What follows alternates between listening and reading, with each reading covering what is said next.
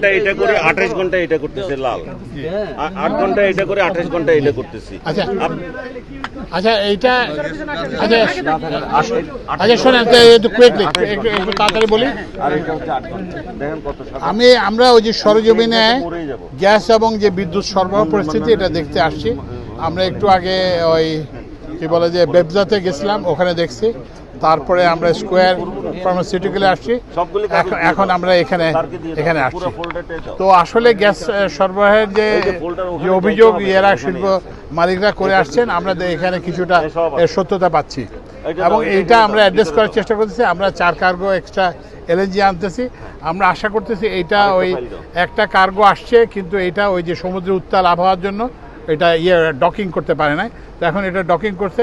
তা আমরা আশা করতেছি আজকে বিকালের মধ্যেই, সন্ধ্যার মধ্যেই পরিস্থিতির উন্নতি হবে এবং আমরা এটা কনস্ট্যান্টলি মনিটর করব। এবং ওনাকে ওই যে আপনি যে মিটারের ছবি এখন আমাকে দেখালেন, সন্ধ্যা 8টার দিকে আমাকে আরেকটা ছবি ছবি পাঠাবেন এবং আমরা এটা কনস্ট্যান্টলি আর এখানে এইসব সব এলাকাতে অনেক অবৈধ সংযোগ আছে।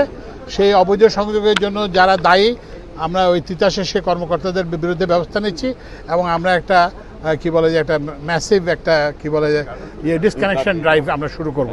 যারা অবৈধ সংযোগ আছে তাদের বিরুদ্ধে ব্যবস্থা নেওয়া শুরু করবো। ধন্যবাদ।